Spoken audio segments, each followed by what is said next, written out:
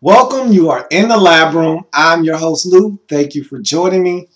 Week number 16, National Football League. What a matchup. What an epic battle this turned out to be. Arizona Cardinals, 9-5, coming into the game, traveling out to the land of the 12th man, a place where no one has been able to win in over a season, going on 2 seasons, into Seattle at the 12-2 Seahawks. This seemed like a setup where the Seattle Seahawks clinched the first round bye. They clinched the NFC West. Everything is basically sewn up. And this division is done. And the number 1 seed is done. And week 17 is irrelevant for this football team. They're going to finish 8-0 once again in the season at home. Russell Wilson will go to 16-0 at home. And they'll finish perfect again. That's what it seemed like. It seemed like they'd win this game, they'd win next week, they'd go 8-0 at home, and everything would be everything. The Cardinals would have their postseason hopes dashed, and everybody would look at them and say, hey, great season, but you can't go to the postseason. You're not winning in Seattle, are you? I said no. They're not winning. And, I got a little thing for the Arizona Cardinals. I keep my eye on them very closely. And I've been trying to tell anyone that would listen, it's a dangerous team. Because they do the one thing that gives you a chance to win every week. Play defense. And nobody's talking about the Arizona Cardinals defense. Nobody. Nobody talks about their pass rush with John Abraham and company, Calais Campbell. Nobody's talking about their linebackers with Washington, Carlos Dansby and company. Nobody's talking about their secondary. And I thought that loss of the Honey Badger, I thought Tyrann Mathieu being lost for the season was going to hurt this team in ways you couldn't imagine defensively. But they've rebounded. Guys have filled in, and they've played solid football in his absence. And I also thought that come down the stretch, when you got to be able to run the football, Rashard Mendenhall and all of his 2.8 yards per carry wasn't going to be enough. And look, you can try to rely and really lean on Andre Ellie all you like. But Andre Ellington isn't a guy that you want to hand the football off to 25 times. So you're going to need some balance there. He can catch it out of the backfield. He can be a mismatch nightmare. You can even hand it to him a few times. But you need that other guy. And I don't know if Stephon Taylor is that guy or whatever. But I just didn't think offensively, with Carson Palmer turning it over the way he does, and his running game not really being as proficient as you would like it to be, they're not going to be able to go on the road and beat Seattle, a team where you're going to have to be able to run the football with some kind of success. You can't turn it over, and your defense is going to have to step up, and I didn't know if they were capable of doing it. So, wow. This is NFC West family business, and if you don't know about this business, keep your nose out, and that's what I needed to do. Keep your nose out of things that don't belong to you, and this business has nothing to do with you. So I needed to keep my nose clean and stay out. And these two teams, man, if it happens in the family, it stays in the family. What a fabulous game. Let's get to the breakdown of this huge NFC West showdown as the 9-5 Arizona Cardinals took on the 12-2 Seattle Seahawks for what I thought was going to be the game clincher for the Seattle Seahawks. They were going to clinch everything. The West, the number 1 seed, and really not have to do much in week 17 if they didn't like. So, Britton Golden, big grab to start the game on opening possession for the Cardinals. I mean, he gets a huge 63-yard grab, puts them in scoring position. But Carson Palmer throws an interception in the back of the end zone. It ricochets off the arms of one of the receivers, and it caroms into the air. Cam Chancellor, Johnny on the spot in the back of the end zone, picks it off. That would be a trend for the day. Balls caroming off of players into the air, being picked up. Cam Chancellor picks it off. No points for the Cardinals. That's an ominous start to this game. If you're a Cardinals fan, you got to be thinking, man, we could have really used some points there. And if you're a Seahawks fan, that's more of the same. That's what you come to expect from your team. Bend but don't break. Sure, you can move the ball down the field. You're not getting any end zone. And an outlooker like myself, watching this game from the outside looking in, I'm thinking, that's what the Cardinals are going to do. That's what Carson Palmer does. He turns it over. That's what the Seahawks do at home. They force turnovers. I'm not going to win this game. And so that's an opportunity wasted by the Cardinals, if you ask me. So Andre L.A.B gets 31 on the ground as the Cards are getting chunk plays. However, Palmer throws another pick, this time to Richard Sherman. So, to me, right now, the Cardinals are dominating this football game offensively. They get a chunk to Britton Golden for 63. They get a chunk run to with Andre L.A.B on the ground. They don't have anything to show for it. 2 Carson Palmer picks in the red zone have the Cardinals still tied at 0-0 with these Seahawks, even though they dominated them statistically with yardage and even getting into scoring range. They still don't have anything to show for it. Seahawks finally get on the board, but after getting down to the 3-yard line, they have to settle for a field goal. It's 3-0 Seattle. So I talked about this Cardinals defense and how they're a gritty, grimy football team that nobody's talking about. Well, they were able to force a stop. Seahawks moved it all the way to the 3-yard line, but could not get in and had to settle for a field goal. Big defensive stand by these Cardinals as it's only 3-0. It would have been demoralizing if you dominate, the beginning portion of this game. You get a 63-yard completion that gets you into scoring range, and you get a turnover. You throw an interception. You don't get anything. Then you get a big 31-yard run from Andre L.A.B, and you don't get anything off of that either because you throw another pick. And to have the Seahawks come down the field and get a touchdown, first time in the red zone, that would have been backbreaking. But to force them to kick a field goal, you feel like you got to win there. You feel good about yourself. It's only 3-0. Jay Feely gets a field goal after a 15-play, 75-yard drive, knocks it up at 3. So Cards move the football. It took a lot. 15 plays, 75 yards, took a lot for them to get a field goal. But this time, Carson Palmer isn't allowed to piss this away with an interception. They run it on 3rd down, and they take the field goal. It's 3-all. Chris Clemens tips a Carson Palmer offering, which leads to a Malcolm Smith interception and return down to the 4-yard line.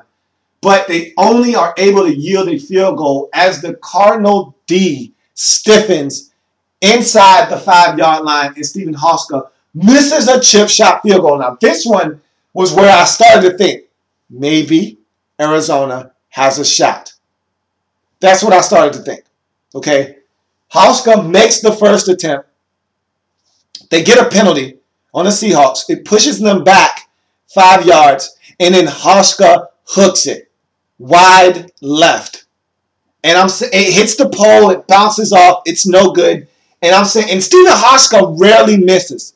So at this point now, I'm thinking, wow, with all of the mistakes the Cardinals have made, 2 interceptions in the red zone, one of them in the end zone, Seahawks get down inside the 5 twice, have to settle for 2 field goals, one of which they miss. Could this be the day that the Seahawks go down at home? Are the Cardinals going to be able to do enough to win this football game? I still wasn't buying it. I still wasn't drinking the Kool-Aid yet. I wasn't sold that the Cardinals would be able to do enough. But it just started to feel like a game that the Cardinals could steal after Stephen Hauschka missed. That's what I started to think internally. In my head, I said, the Cardinals are on to something. I just don't know if they'll have enough in the tank come the end of this ball game. But it looked, it felt, it smelt like a disastrous outcome for the Seattle Seahawks in this game. But I still wasn't buying it. I just, until somebody knocks this team off at home, I can't see them lose. Just couldn't see it happen. Jay Feely scores the first points of the second half with 27 seconds left in the third quarter on a 46-yard field goal. Cardinals take a 6-3 lead. That's the kind of game it was. If you're not a defensive guy, if you're not a guy that likes to watch a defensive struggle. Two teams getting after it defensively, getting after the quarterback, really making it hard for the other team. If you're not a football fan that enjoys a hard, tough, drag down, knockout, slobber knocker, this wasn't your football game. This was not for the faint of heart. If you're the type of football fan that loves to see two teams getting after it and doesn't care about points being scored, you just want to see a great football game and a good contest, this was right up your alley. This was fun to watch. I mean, despite all of the turnovers and the sloppy play in the red zone by the Cardinals, this was a great football game. And so it's 6-3. I mean, that tells you all you need to know. It's 6-3, and the first points of the second half come with a Jay Feely field goal with 27 seconds left in the third quarter. So, I mean, this was a beauty. A lot of defense in this game. Ensuing kickoff, Robert Turbin puts it on the ground. Cards recover at the Seattle 18, but Cliff Averill hits Palmer as he is throwing the football, and the ball is picked off by Richard Sherman in the end zone once again. Wow. That's all I can say at this point is, are you kidding me? This game shouldn't even be close. The Cardinals are dominating this game. Palmer with his third INT inside the red zone. Two of them are picked off literally in the end zone. We're talking about 3 field goals minimum. This could be a 15-3 game if they just get field goals on those 3 possessions. Hell, if one of those is a touchdown, we're talking about potentially a blowout in this game. Instead, Carson Palmer has thrown 3 interceptions. Now, give credit where credit is due. The Seattle Seahawks defense was forcing the issue. They were hitting Palmer. They were tipping balls. They were really making plays. This wasn't Carson Palmer being errant on a throw and the Seahawks making him pay. This was him getting hit as he's releasing the football. This was them getting their hands on the football, tipping the ball up into the air, and being opportunistic and picking it up. This was the Seattle Seahawks forcing the issue and taking advantage of opportunities when they came their way. So, even though the Seahawks are self-destructing Turbin with the fumble, giving them prime position to score points, this Seahawks defense has arisen to the occasion once again. And wow, for all the mistakes that have been made by both teams, especially the Cardinals, they're still winning in this game 6-3. Wow. Now, let me take the time to say, wow, this Arizona Cardinals defense was getting after it this game. Russell Wilson, my dad was, because he really doesn't watch the Seahawks that often. In this market that we live in, you don't see the Seattle Seahawks unless they're on prime time.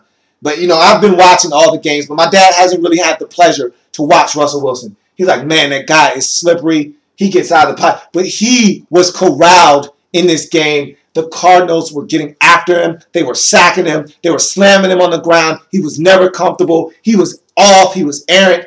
They were chasing him out of the pocket. He was not comfortable in this game. And credit must be given to this Cardinals defense because they got after him. And Todd Bowles, he turned the dogs loose. They were blitzing. They were coming after him. They made life miserable for Russell Wilson in this game. Beast mode did not have a lot of space. Now, when he had space, he made some plays, but he did not have a lot of space. There was not a lot of space for either team offensively. They were smothered. Both teams were smothered offensively by some damn good defense, and it was refreshing to watch. So, after the pick in the end zone, Richard Sherman's second of the day, 3 and out by the Cards, gets great field position, and they get another field goal. So they're able to force the Seahawks 3 and out. After the interception in the end zone, they get a 3 and out. Cards get great field position after the punt, and they take it down and they get a field goal. It's 9-3. And in my mind, I'm saying, man, they should be up by more than 6. They're still going to lose this game. I kept saying that because they had made too many mistakes. And I said, when this game is over and they look back on the game that put them out of playoff contention, they're going to say, we should have won that game. We made too many mistakes. And if you're a Cardinals fan, that was going to be backbreaking. That was going to be one that you look at in the offseason and you say, we let that one get away. We should have been the team to snap that home winning streak. We should have had a chance in Week 17 to make it to the postseason. We had every opportunity in the world to beat them, and we didn't. And that's what I thought was going to happen. I said, they're only down 6. A touchdown gives them the lead with the extra point. I mean, as bad as they've played, have the Seahawks, as many opportunities as the Cardinals have had, a touchdown still gives the Seahawks the lead in this game. And wouldn't you know it, they finally, and I was saying, why is Robert Turbin back there? He's holding the ball so loosely. He almost fumbled earlier in the game. Replay overturned that. He did fumble later on, and luckily the defense bailed him out. They showed us still a pan shot of him on the sidelines holding his helmet. He was really disgusted with himself. He should have been. And I was saying, why is he back there? He's unnatural back there, and I know he has a lot of speed and he can make some things happen, but he's running the ball back there like a running back. You don't want a guy running kickoffs back like a running back. You want him to run it like a kickoff return specialist, and he wasn't doing it. And so they put Doug Baldwin back there, and wouldn't you know it, as soon as they put Doug Baldwin back there, they got results. Huge return by Doug Baldwin sets up a Zach Miller 9-yard touchdown grab from Russell Wilson. It's 10-9. Seattle takes a lead late in the fourth quarter, and I'm thinking to myself, that's it right there. That's the dagger. That's the score that's going to give them the lead for good in this game, and they're not going to look back. Now, I wasn't saying that they were going to go down and score 10 more points to win this game 20-9, but I felt like they were going to get a stop defensively, or they were going to force a turnover of Palmer one more time, or Rashad Mendenhall was going to put it on the ground, and they were going to scoop it up, they were going to get a late field goal, and they were going to make it a 4-point lead, and then the Cardinals were going to need a touchdown, and they weren't going to be able to get it, and the Cardinals would lose this game and really have no one to blame but themselves. That's what I thought was going to happen. I said, damn it, they had their opportunities, they blew it. Seattle's got them dead to right now. And wouldn't you know it? Wouldn't you know it? Cards respond with a beautiful drive, capped with a Michael Floyd 29-yard juggling TD grab in the end zone. And look, Byron Maxwell can't play much better coverage than that. I don't know what else you want him to do on that play. I mean, he was there, he stuck his hand in there, and that's why he bobbled the football, and Michael Floyd just made a grown man stab. He double caught the football, came down with it in the end zone. You just got to tip your cap to the better man, and Michael Floyd on that particular play was the better man. What a big catch. And like I've said all season long, he's evolving into that Robin, to the Larry Fitzgerald Batman. And he is the guy that when they want to take away L.A.B, you can go across the field to Michael Floyd and he can make a play. And Carson Palmer just simply threw it up for grabs. And he went and made a play. It was a good throw, actually. It could have been out a little further, which would allow him to run under it because Byron Maxwell was beat. But because of where the ball was placed, Maxwell had a chance to recover. He did, and Floyd still made the grab. You can't do anything but tip your cap to him. Great catch. And so that gives the Cards a 15-10 lead. They elect to go for 2, which is smart because you don't want to lose this game on a run. And we know Russell Wilson can do you in the final 2 minutes. You don't want to give him the football back and watch him race down the field, take these guys on a touchdown drive that caps off a 9-play, 82-yard drive in less than 2 minutes that sees them win the game 17-16. You don't want to see that happen. So you go for 2. Either you get it or you don't. Either way, a touchdown still beats you, so why not? Go for 2, and Rashad Mendenhall right up the middle gets in. It's 17-10, so they convert on the 2-point conversion. They stretch this lead out to a touchdown. Now the ball is squarely in the court of the Seattle Seahawks. After 4 Carson Palmer interceptions, which is unbelievable, 2 of them in the end zone, 3 of them in the red zone, unreal that they're up 7 in this game. I still couldn't wrap my brain around it at this point of the game. But that gives you some perspective as to how good this defense is for both teams. I mean, Seattle being down there that many times with their back against the wall, Cardinals threatening to score, and them holding them out of the end zone and forcing turnovers that many times speaks to how good their defense is, but also speaks to how good this Cardinals defense is. Having to stand up after every turnover which is backbreaking. Each turnover really wearing down on you, really wearing you down as a football team, really starting to mentally have you thinking that maybe we're not going to be able to win this game. To be able to come out on sudden change 4 times because of 4 Carson Palmer turnovers and get stops, most of them 3 and outs, forcing the Seahawks to punt and giving your offense back the football with great field position. Getting after Russell Wilson. Wow, to have yourself in a position like this, up 7, late in this game, with the chance to win. Seattle doesn't have any more timeouts. So, this game is essentially over. You get a stop if you're Arizona. As well as you've played all game, you get a stop, you win the football game. Just one stop, but you know it's going to be tough. Last time they had the ball, Russell Wilson takes his team down the field and scores a touchdown. So you got to play defense. And wow, haven't turned it over all day, have the Seahawks, except for the Robert Turbin fumble on special teams. Offensively, haven't turned it over all day. Wouldn't you know it? And in this time of need, Russell Wilson rolls out, finds Doug Baldwin. Ball's a little low. Baldwin tries to go down, scrape it up out of the ground. The ball, now, my dad was arguing tooth and nail, and he still believes to this point, to this day, that ball hit the ground. And the way that it caromed up, I thought, yeah, it hit the ground. Because rarely do you see the ball hit flesh and pop up the way it did. But on the replay, it looked like it hit Doug Baldwin's arm, and it went up into the air. Now, my dad contends that the ball hit his arm, then it hit the ground, and then it bounced up into the air. That may have happened, but they ruled it on the field an interception. Carlos Dansby has the presence of mind to go and make the interception. He could have quit on the play. Looked like it hit the ground. He could have just, walked back to the ball. But he ran, he dived, he picked it off. And you got to make the officials make a judgment call. And they had to make a TD. They made a TD. They made a tough decision. They threw the blue beanie bag out there. And once you see that, that means it's a change of possession. Cardinals got the ball. Now you got to go to replay to see if this call is going to stand as called on the field. And there was nothing irrefutable, no evidence that 110% showed that ball hit the ground. You got to leave it as a pick.